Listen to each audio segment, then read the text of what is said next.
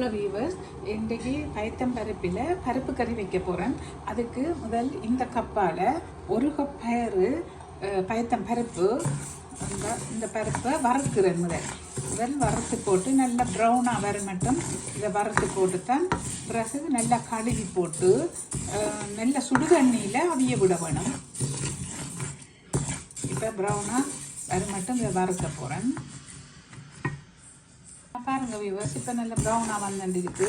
இன்னொரு கொஞ்சத்தால் நிப்பாட்டணும். பாருங்க நல்ல ப்ரௌனாக வறந்து கொண்டு வருது.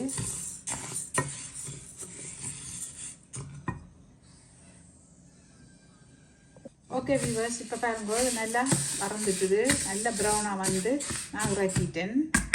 இனி இதை நல்லா தண்ணியில் கழுவி போட்டு சுடு தண்ணியில் அவிக்க போட போகிறேன். பாருங்க வீவர்ஸ், இப்போ நான் சுடுதண்ணி நல்லா கொதி தண்ணி இந்த தயரை நல்லா கழுவி போட்டு அப்புறம் சுடுதண்ணியில் விட்டு தான் இதை அவிக்க விடுறேன். ஏனென்றால் நல்ல சுடுதண்ணியில் விட்டால் தான் வடிவாக கெரியில் அவியும், இல்லாட்டி லேட் ஆகும் அவிய.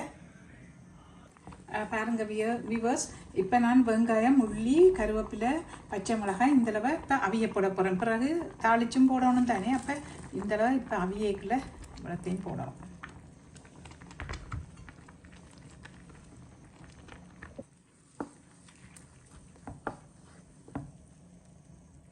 இந்த நேரம் இதுக்கு வந்து உப்பு போடலாம். உப்பு அளவாக பார்த்து போடலாம். உப்பும் மிளகாய்த்தூள் இதில் போடலாம். போட்டுட்டு கலக்கி எல்லாம் அவிய விட்டு தேங்காய் பாலையும் விட்டுட்டு பிறகு அடுப்பை நிப்பாட்டி போட்டு தாளித்து போட்டால் சரி. இது சைவ கறி வைக்கிற நேரம் இது ஸ்பெஷலாக நல்லா இருக்கும். அதே நேரம் மச்சஞ்சாம் வைக்கிற நேரங்களையும் மீன் கறி என்றதுகளுக்கும் இது சேர்த்து சாப்பிட நல்லா இருக்கும். புட்டு, இடியப்பம் அதுகளுக்கும் சேர்த்து சாப்பிட நல்லா இருக்கும். சோறு எல்லாத்துக்கும். ஆனால் சைவக்கறிகளோடு சேர்த்து சாப்பிட நல்லா இருக்கும். இந்த டைமில் மிளகும் நச்சீரகமும் அரைச்ச தூள் போடுறேன். ஏன்னா இது பயறு என்றபடியாக இது கட்டாயம் போட வேணும். அதனால் இது போடுறேன்.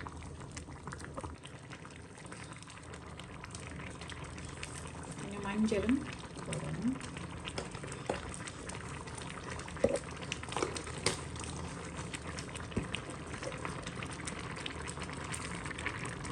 வியூவர்ஸ், அதை அவிஞ்சு கொஞ்சம் தண்ணி இப்படி பற்றி கொண்டு வர நல்லா அவியாட்டி பார்த்து தண்ணி விட வேணும்.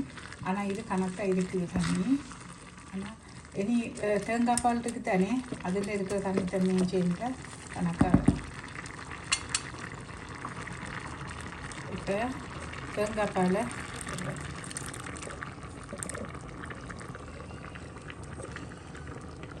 ஓகே வியூவர்ஸ், இப்போ தாளிச்சு இதுக்குள்ள போட்டுட்டேன்.